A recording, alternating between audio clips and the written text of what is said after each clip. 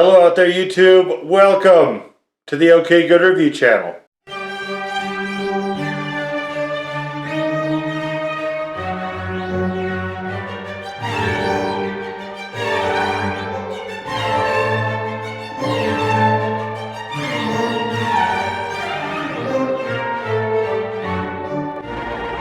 And guys, if you remember last time, I was talking to you about how I had 20 pages rather than the 3 the time before. So for the third one, I thought, I'm going to make it shorter. I've got 21 pages here, guys. 21 pages of notes. And there is, as you can see, scribbling all over them. So we're just going to get into it. Now, before I go too much further, as I said last time, guys, I really want to extend a thank you. A thank you to everyone who is communicating on this, who's being involved, who is sending comments to the FTC, comments to YouTube, signing petitions, all that stuff. Super, super helpful. Thank you all. I love interacting with a bunch of people, even if we don't agree. And it's good to get the message out. So I'm happy for all that. There are some people I would like to direct you to. And usually we don't bump a lot of other channels too much. But in this case, guys, I want you to be aware of these. So the first one is this guy, Creekcraft. Now, this is his Twitter handle, guys. If you follow him from there, you can follow him on his YouTube channel as well. Creekcraft has a meeting set up with the FTC personally. It is, however, after the window closes, guys. But if there are things that you want him to relay to the commission and so on, there is your way to connect with him, and you can get things right in front of him. This guy, I believe his name is Jeremy Johnston, was on a CNBC News fluff piece about this thing that didn't really do anything, but it did kind of get him out there. He has met with the FTC numerous times and is in direct contact, I believe, with 3 of the 5 commissioners. Okay, again, his Twitter handle, guys, definitely check him out. The video content, I don't know that he's done a lot of direct videos about this. Mostly it's his family channel. So, but definitely be aware of this guy. And I don't know that he's necessarily going to relay your message, but he might. So it's good to be able to have that. And finally, we have Richard Hogue. And this is his Twitter handle. He has done by far the best videos on this. If you're going to watch a single person's video, watch this guy's. His are by far the best, and he gets really in-depth into things. They're very longish sort of videos because he's taking a deep lawyerly dive into things, and sometimes it takes a bit to explain the concepts accurately. And that's, I think, the thing I appreciate the most is that he's taking a lot of time to make sure that it really comes across what exactly is going on. And from there, guys, so the more information we have, the more we're going to be able to predict what's going to happen. And I think that's really where a lot of us are. We want to kind of know what's going to happen. Nobody wants to be the canary in the coal mine, right? I don't want to necessarily do that. Were I not in the situation, so my inclination would be to fight it, to be honest with you. Whether or not I would prevail or not, I personally would be inclined to fight it. However, I have people who are not just me to worry about, and that would take too much of a hole if I actually had to do that. Particularly for a channel that honestly just does nothing but cost money at this point. I mean, it's fun and everything, but if you look at it in terms of a cost analysis, it is a gigantic hole, to be honest with you guys. But we still love doing it. We're not going to stop continuing it. But, if this is a business, I would have been in the poorhouse a long, long time ago. So it's hard to see where that fight makes sense. I'm definitely inclined to do it. And I'm trying to be as vocal and as supportive and as involved as I possibly can. I just don't know that I can be the canary, I guess, if that makes sense. We heard Director Smith saying, hey, it's the whole budget of the Consumer Protection Division. Great, except it's 1% of the worth of YouTube. And they can recover that very quickly, simply, among other ways, by reducing the worth of your individual channel by up to 90%. You're paying for that, not YouTube. Also, is a little bit of disinformation going around, and one of the ways that you can dilute a good argument is with a bad argument. So before I get into what this is meant to be a COPPA messaging video. That will be coming along a little bit later. First, though, I want to talk about actually COPPA itself. So what does it actually do? COPPA relates to data collected on a very specific and very narrow subset of the population. That's it. All it refers to is data collection and privacy for that narrow subset. It doesn't apply to anybody outside of that age range. So it's children. It's not a bad piece of legislation. A lot of people are kind of going after COPPA as being bad itself. It isn't. It's fine. I mean, it really is. If you look at the language, there's not really anything to object to.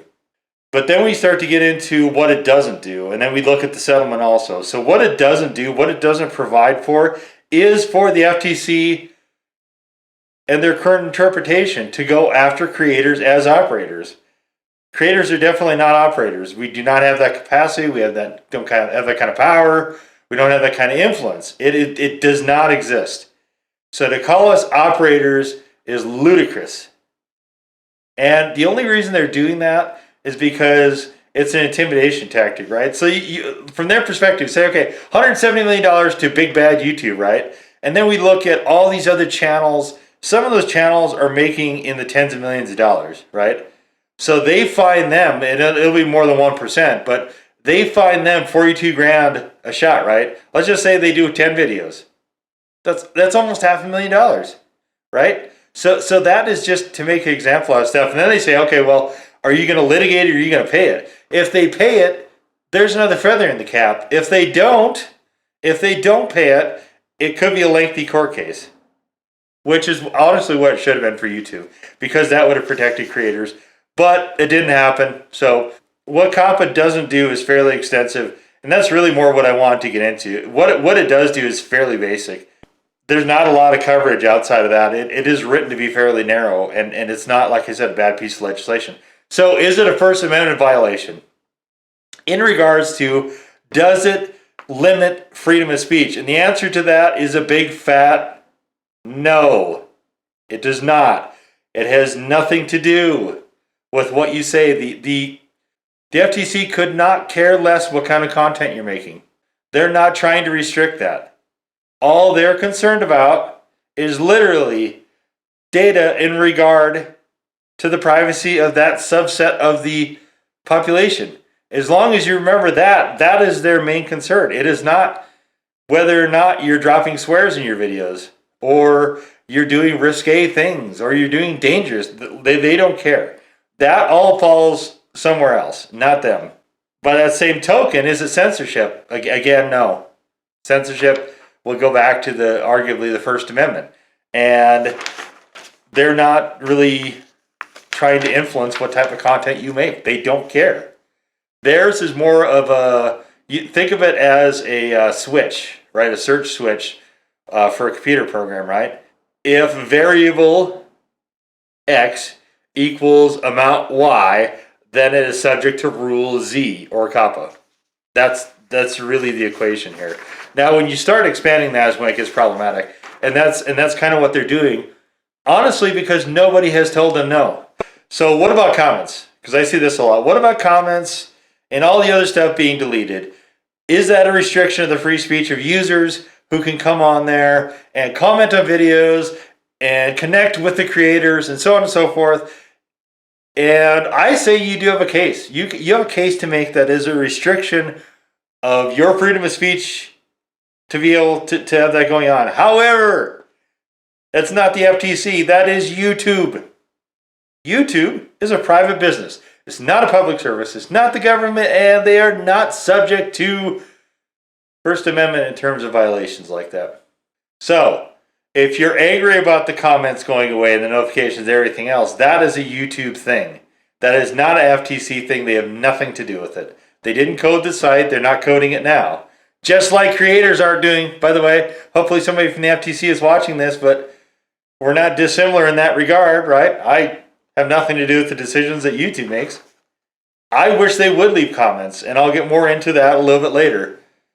But that is their decision as a business, and I can agree with it, disagree with it, doesn't matter. I can't tell them how to run their business, and neither can the FTC, and neither can you. Is it copyright related? No, COPPA has nothing to do with copyright at all.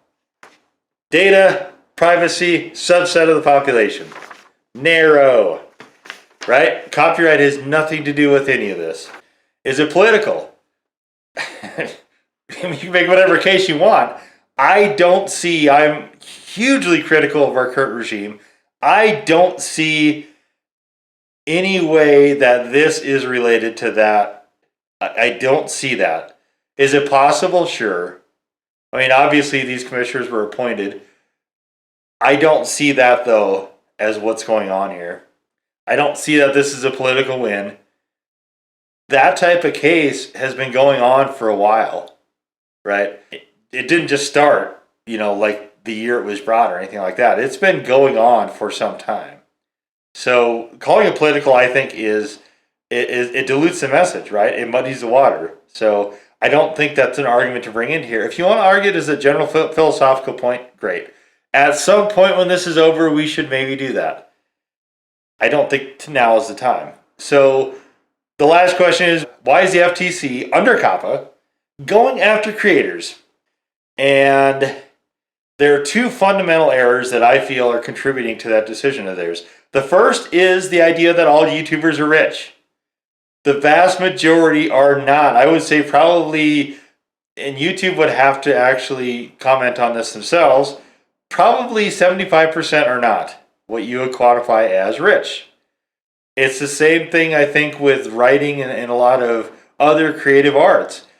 The people who are doing tons and tons and tons and tons of it and just making enough to be considered rich, it's a very, very, very small percentage, right?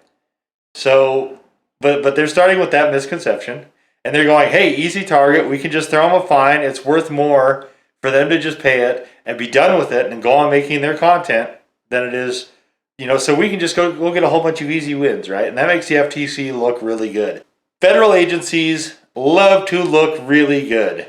Hey, we're the best performing agency in the government. Everybody else in the government sucks and they're bloated, except for us, who are awesome, because we are actually profitable by suing the pants off of all these creators and just gathering all these fine dollars. The second part of this is them not understanding how YouTube and possibly even to an extent the internet works. Creators don't have any kind of power. It's like a ticket on a carnival ride, right? You give them your ticket, you climb into the ride, and you are done from that point until the ride stops. That video is your ticket to take a ride. That is how much control you have over this. They are not clicking with that, and it frustrates me to no end that being that the FTC, that they didn't say, hey, are we being factual here? Instead, they're coming up with this really tenuous argument that something is done on behalf of somebody, something is done to the benefit of somebody. Well, I don't know how you're going to say that this is benefiting me. I can't access the data. I can't look at the data. I can't choose the data. I have no idea literally who our audience is. Like I said, this channel has made $0 the entire time based on these sliding goalposts, largely of YouTube. So if it's for benefit, I would like the FTC to look at that and say, specify to me exactly what benefit this is. That you're collecting data on people who may or may not be within that certain segment of the population. That narrow segment. I don't think you can. That's why I don't think it would stand up in court. I don't think a reasonable person is going to go, oh yeah, that makes sense. So another question that I get, this is actually not really online, it's more in real life. But they say, okay, so if you're not monetized, why do you care? Why are you invested in this? The lifetime views for our channel, the lifetime, for the whole channel, that amount would be a failure. That video would be a failure for most of the bigger channels. If they got what we've accumulated over the lifetime of our channel in about 3.5 years, they would say that video was a failure. The easiest thing would be to set the whole channel to for kids and just walk away. There's no money. I don't lose anything by doing that, especially other than engagement. And of course, the chance to actually develop the channel, I guess. And I might even do that temporarily. Possibly. We'll see how it goes in December. But even under the incorrect interpretation, our channel wouldn't be monetized. So under that interpretation, they wouldn't look at it and say, okay, well, this would act like a channel that's monetized. So we wouldn't be considered a commercial channel, which I think would probably dissuade them pretty entirely from attempting to pursue us directly. The likelihood of us getting prosecuted is pretty low. So involving myself, what does that do? It invites attention.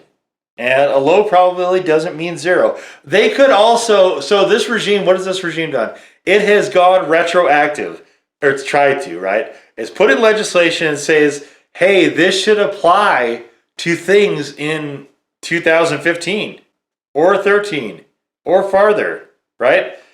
Who's not to say that they're not going to attempt to do it retroactively? Again, that probably wouldn't survive a court challenge, but the money to litigate it, the money, the time and expense. I've been sued or been part of lawsuits a number of times, guys, and it can be very draining, and I certainly wouldn't welcome anything like that. You know, that's, again, why nobody wants to be the canary in the coal mine. The way the court systems are set up in America are honestly based on the pocketbook of the people involved in the suit, which is unfortunate. That's our reality, and until that gets changed, that's what we have to deal with. That has to factor into things, because you can't, a lot of us can't put our whole lives on hold trying to fight this. And even if we win, YouTube can just change the terms of service the next day, and you're right back to where you started. Only it's YouTube that you can't do anything about rather than the FTC, which you possibly can. I find this whole thing offensive. That's the major part of why I'm doing this, I guess. I spent my whole life fighting for truth and justice and social issues, for right in the face of wrong. And this might seem to be a little issue and not affecting a lot of people, but for me, it's an integrity issue. This is grossly unjust. It's got huge implications for the future, and I can't not get involved. That's not in my character to just stand idly by. I can't do that. I think what a lot of creators, ourselves included, would like to be able to do is just go back to creating our content in peace. But, you know, like I said in the last video, the times are upon us. So let's call phase one of things the noise phase. And that's where we just try to gather attention, gather attention, gather attention. We definitely are doing a good job of that right now. There's a lot of attention going on, to the point where phase one isn't quite over, but I think we introduced phase two, which is really what this video is about. And phase two is honing down that message.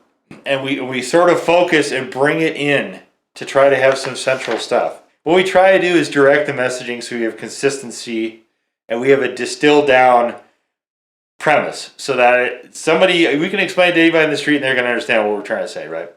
The first message that is fundamental and most important, and if we get nothing through, this is what it should be, and that is creators are not operators on the YouTube platform and service, and any interpretation otherwise, especially relative to COPPA, is faulty.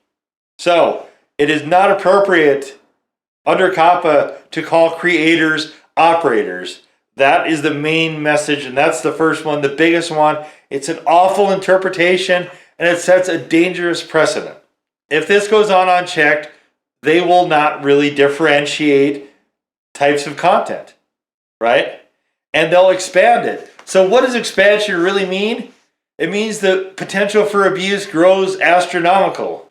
They might not be abusing it now, but if that is allowed, if they're allowed to engage using COPPA as a shield with language that is not in COPPA that actually enables that, that is intensely problematic, especially for the future, for the creators that aren't even on yet.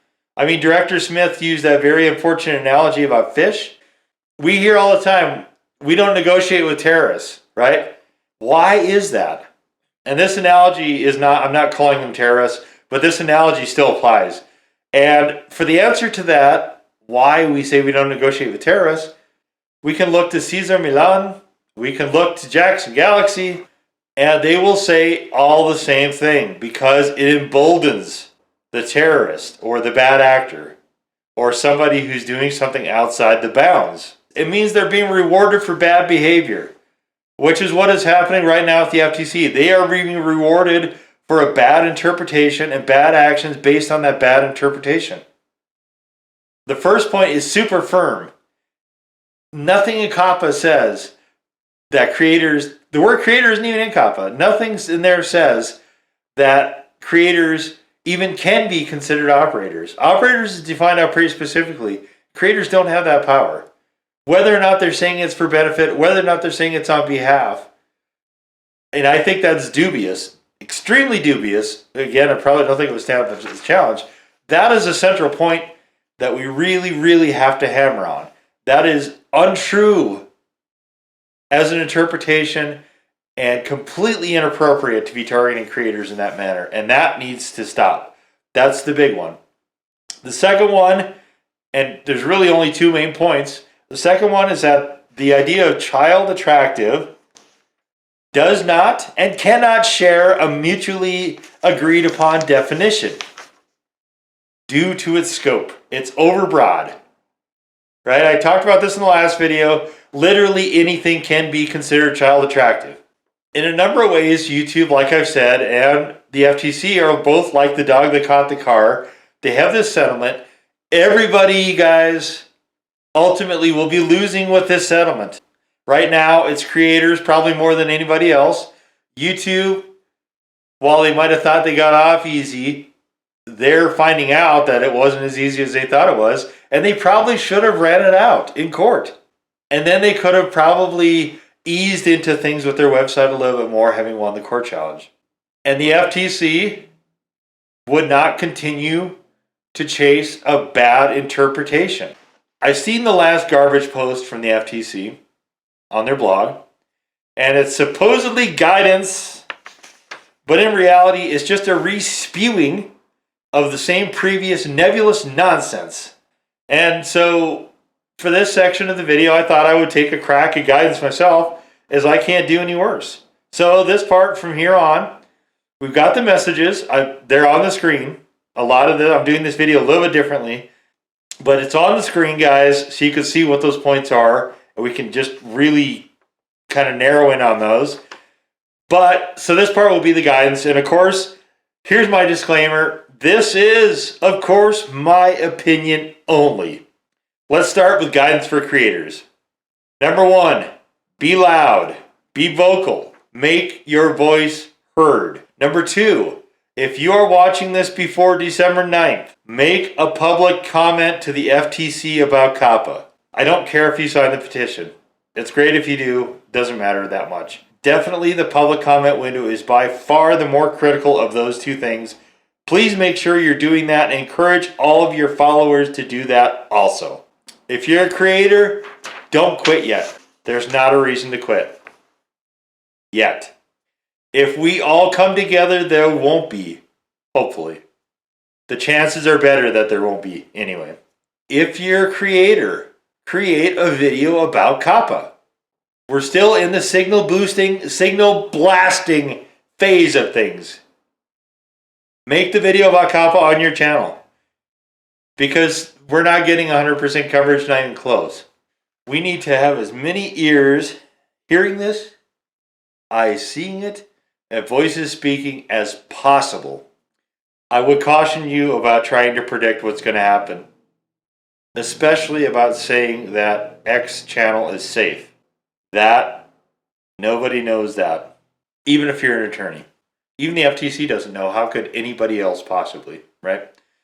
Signal blast, like I said, signal boost, signal blast on social media. That's not YouTube. So Twitter, Instagram, Facebook, whatever you're on. All of it. All of it. Blast the issue. Make the hashtag ring. Make that the trending topic on YouTube. So in addition to the people I said you should follow earlier, also follow us here on YouTube and on Twitter. And we've got a blog with a lot of information out there. I'm not trying to promote our channel.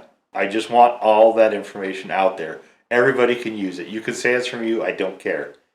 This is an issue that is bigger than our channel and in the entire platform. This has some very broad consequences, and we have to treat it like a big deal because it is. Last thing, if you're a creator, comment to YouTube about what you would like to see in regards to the changes. YouTube is not doing a great job communicating. They never do. They're not doing a great job with the redesign.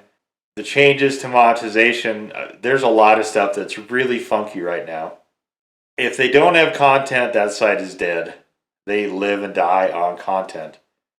And they're aware of that, but unless we're saying, hey, this isn't going to go anymore, we need something better, they are not as inclined to move it up in their checklist of stuff that they're trying to get to. So, guidance for the viewers. If it's before December 9th, public comment to the FTC about COPPA. The link is in the description below. Go right to it. If you're a viewer, also subscribe to channels you like and you want to support. Or you just want to support them, you don't even necessarily like them. Fine, whatever. It matters. The numbers matter. The more you subscribe, the better off creators on YouTube are. Share videos like this one, like the ones from Richard. Send them to the FTC, YouTube, everyone who's invested or everyone who might be interested. Just spread it far and wide. Same thing with social media. Signal blast that like crazy. Twitter, Instagram, Facebook, all the usual suspects. Follow the people I mentioned earlier and follow us. YouTube, Twitter, blog.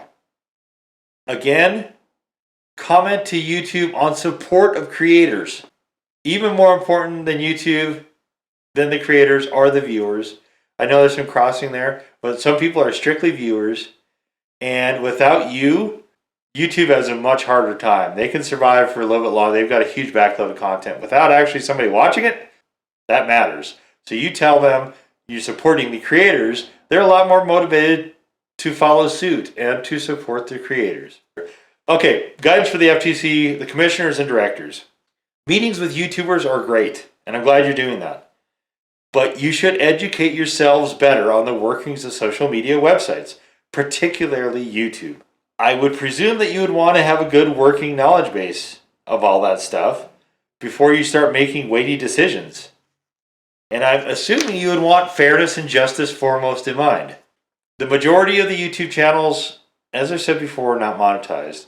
YouTube controls all access, even whether or not data is being collected. So if we said we don't want data collected on our behalf, we have no way to check that's actually being done. You can't say that's an operator. It's not true. It's flatly false. In reality, YouTube reports directly and only to itself. You can see this as well if you look into the direction of your own FTC YouTube channel. Also, if you're the FTC, we need to abandon this idea of creators being operators, like I just said, and the idea of child attractive. The first part of that, like I said, is a highly flawed interpretation, and it's wrong at the base. It's based on a false premise. I don't see you as the bad guys here. It was to their advantage to not inform you that your presumptions were incorrect. So they didn't, and you held them, but they're still wrong. Creators now, the innocent party in this, are left holding the bag. That's not proper. It should not be what you want. As far as child attractive, it's too big of a term. You can't get a consensus on definition, which means it's an opinion. And trying to get a checklist for it is just, it would take forever. It would just be too, you would have diminishing returns for that kind of time to make something like that. It doesn't merit any of that or any further discussion, and definitely not application. I've understood you to care about unintended consequences, but the changes YouTube just did, using your settlement with them as a shield, has just put a whole bunch of people out of work. It's a pretty big unintended consequence, especially right for the holidays. And you guys are just sitting there and taking it. You're being the punching bag. You're not correcting any of the misconceptions or any of the blame that YouTube is throwing at you. YouTube is trying to pit you against creators. You seem savvy. It seems like that's something that would have clicked to you. And you're not saying anything. And then they go back and look at Director Smith's, like I said, unfortunate fish analogy. I understood what he was trying to say. Poor choice of words. I don't think he's a bad guy or anything like that. It was just, like, that is just handing somebody a weapon, right? It's frightening a whole bunch of creators who don't know if their whole livelihood has just gotten flushed down the toilet for nothing. In January, there will be more put out of work. I'm not saying their changes to the YouTube site land on your head. Here's the question, though, FTC. If we were actually operators of the site, do you think any of us would do this to ourselves? Would you? Lastly, for the FTC, I'd like you to consider an independent board of advisors for all the various social media sites. So one for Facebook, one for YouTube, etc., etc., etc. They all act a little differently. But if you have a panel for each one, that will help you guys make good decisions, good interpretations, and to uphold the law in a fair and just manner. And I would refrain from actually getting company representatives there as well. It's an advisory board, and anybody that's a YouTube of those will have an inherent conflict of interest, and that's not the nature of an independent advisory board. For YouTube, lots of pages for you guys.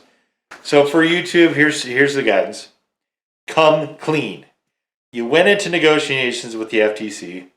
You threw your hands up and said, well, shucks, we have no idea what's on our site. The site that we run exclusively, that we own, that we get the majority of profits from, that we control entirely.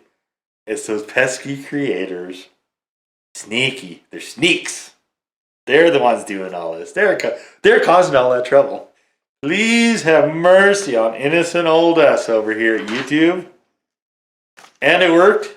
You got a fine in total that was a paltry 1% of your company worth, which is a pittance. You could have stood up for creators. You should stand up for creators. You keep saying they're the heart of your company while you're shoving things into it. When you allowed that idea to perpetuate, that creators were somehow operators, that creators were somehow collecting data, when you know we can't so much as see it, YouTube, you know it's not only untrue that we're not operators, but it's grossly false. You know that. You could have just said that. By letting the FTC go on with their erroneous interpretation, you're creating an increasingly complicated mess. You don't need to do that. You know the burden of compliance should rest with you. You know it doesn't belong to us. Own it. Don't let your creators, right? That whole heart of the business, like Susan said, don't keep shoving objects into it, first of all, but also don't let us get hung out to dry like this. If you want to make it a requirement that creators mark the contest for kids, be direct that it's your requirement, as in terms of service. Don't try to leverage the FTC in this disgusting fear tactic. Nobody needs that. You have a whole general audience gray area. Look at somebody like Zach King or Aaron Benitez, right? Those guys do that magic stuff. Obviously, kids love it, or nobody would make money doing birthday party shows for kids, right? Kids love magic. But then you look at Zach King, who's on McDonald's commercials. So he's not really for kids. He's doing a general audience thing with his, the trick photography and dressing up cats and all that kind of stuff. You can't realistically say those guys are just for kids. I don't think they would say they're realistically for kids. I don't think their audience, by the way, is comprised of for kids either. And people like that are just going in the wind because of you, YouTube. We also need to clarify what it means. So if you're marked for kids, does that mean that your video is not searchable via Google? I'm getting the impression that's probably the case. I'm not 100% on that. Or is it not searchable unless they go to a channel homepage and look for it? Or they follow the creator on an external site like Facebook or Twitter or something like that, where you can just share to that platform? I mean, is that really what you want? That they have to go to a separate site to be able to follow their creators and be notified of new content? Does that make sense as a business model? Or even as an idea? You can easily make the compliance with age gates. A number of people have said this. What I say you do, here's my age gate idea for you, okay? You can use this. You float a screen, superimpose a screen, right? And it says, are you 13? If it's yes, you can go to the video. If it's no, it redirects you to YouTube Kids. This is not complicated at all. And then you have built-in protection because you're saying no. For each video, we didn't autoplay, we didn't suggest a thing. We presented them this yes-no gate for every single video. And they said yes. We have no way of knowing if that's true. You can't be responsible for people lying any more than creators can be responsible for the stuff that you guys do. Right? So you put that in there and you're in good shape. You can also then add a clip if you want to, in addition to that yes/no menu, right? You can put a clip before every video stating that all users must be 13 or over. And if they continue beyond that point, they agree to the YouTube terms of service, which also reinforces that, and they affirm that they're 13 plus before every video, right? Is that annoying? Probably. A nuisance? Sure. But is it worse for a viewer than, say, interrupting a given video 3 times with ads? Probably not. You can also change it so you can only watch if you're logged in. I think that probably is going to kill a lot of traffic, though, to force logins. It would make you safer, but I don't know what the ratio of non-logged in is versus logged in. So that might not be feasible. I think the menu things probably are. And we're not in the wild, wild west days anymore. The government has glommed onto this whole internet thing, right? Internet is now a part of our lives, like electricity. So you're going to have to make some changes anyway. By doing that little yes/no thing, awesome. You're good to go. It's a relatively simple thing to add. And you already do that already with ads. You already superimpose them into the videos. So you can just put a warning screen on. It's not this complicated, YouTube. You should be keeping the comments at minimum. I mean, you should keep all the features that you have to be logged in to use, like comments, which, so if somebody's logged in, they're already following the terms of service. Their responsibility is over at that point. Let them comment. Let them engage. You keep talking about engagement with viewers as a way to develop the channel. And then we're not developing stuff if it's for kids anymore? Is that really the message you want to send YouTube? Is it? Really? Is it really? So there's creators that don't make any money like us and don't really profit from the site. And a lot of them will quit if you take away this interaction. We don't get a lot of it, but we like it. And for us not have that at all, obviously is going to demotivate us. I will tell you now explicitly that will demotivate this channel if you continue on that course. You can set YouTube, the comments are their own thing, right? You can set everything, though, to force comments to be held until they're manually released, which you should be doing. Stop being afraid of doing things. Say, it's our site, this is what we're doing, this is what we need to do to protect everybody, and just do it. I would be thrilled. I already hold all the comments anyway, but you should do that automatically, right?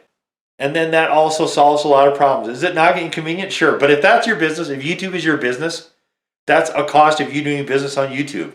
That is just a part of that business. I mean, you can also add in the TOS that if people don't go through their comments, their channel can be deleted or that video can be deleted. And sure, put a time frame on it. You can do that too. You need to come up with clear standards for what videos you want to continue hosting. And that probably is a shorter list at this point than what you don't want, what you do want. If you would rather say, okay, we're just going to list what we don't want, fine. But make it clear standards and keep it regularly maintained so nobody's surprised by these sudden TOS outbursts of yours. I think a number of creators want to help you be in compliance. Like, we don't want you to go out of compliance. This channel doesn't want you to be out of compliance. But if you keep using creators as cannon fodder, I don't know how much longer that's the case. And you put them through a lot already in 2019. If we're being honest, you have. With the monetization changes, you're right. TOS changes, again, you're right. But you're not on the receiving end of that. You slide the goalposts, and that's not an enjoyable thing to be on the receiving end of that. If you start losing too many creators, your viewers are going to go. And if you lose too many of them, then what? There's a lot of entertainment choices out. A lot of streaming services. Are they going to want to be bothered mucking around with YouTube? That's a question you need to be asking. I mean, the old way of business is done, but that doesn't mean the future has to be bad also. And the actual bad actors that a lot of this is designed to protect against, all those guys are doing is just hanging out waiting to see what you're going to do so they can come up with another way to circumvent it. You're never going to get around that. Bad actors are going to act badly. I think you, like the FTC, should create a panel of independent users to be an advisory board. And I think you want to have a good mix of genre. You want to have a good mix of monetized and non-monetized. and as broad of a panel as you can make without it being bloated. It would make a lot of sense for you guys to also make the board a paying gig. Put some money on it. And then have it convene regularly to discuss pain points from those perspective points of view. I think you have to realize your place in things. I don't think everyone at YouTube gets this, but this is a dream for a lot of kids. In fact, almost every kid I've ever met, if I'm being perfectly frank with you, they want to be YouTubers more than they want to be firefighters or airplane pilots or even rock stars. Please, YouTube, strive to be worthy of that adoration. Most of us just want to create. This is another form of art. We're artists. We're driven to do it. That's what we want to do. And I don't want this to be all negative. So we thank you for giving us an outlet to do that. But we would much rather do it in an atmosphere without fear, without intimidation, and without worry that we might forget to click a box and get tagged with a fine that would bankrupt us. You can help with that, YouTube. Please do. For the rest of this, I'm out of notes. This is a little shorter than last time. I guess that's probably good. Again, thank you for sitting through all this. Please feel free to pass this along to whoever, the FTC, YouTube, whoever you think might need to hear it. Follow us on Twitter and on YouTube. Subscribe on YouTube. Check out the blog. There's a lot of information there if you need some help. Please comment to the FTC during their open public comment window as well. There will be another blog coming after the window closes. I hope that I won't be doing another blog between now and then. But we have a lot of stuff that I'm trying to get out, and I keep having to bump it because there's a lot of things that I see coming up. I really want us to refine the message. And again, that refined message will be up on your screen now. This is what we really want to get across. This is what we want to focus on promoting. So hopefully, if you agree with me, we'll start doing that. And we'll start leaving some of this extraneous stuff off to the side while we just really bear down on the two messages we want to get across. Anyway, there'll be another blog at the end of the year as well with the actual channel changes. So I guess hopefully we'll see you then.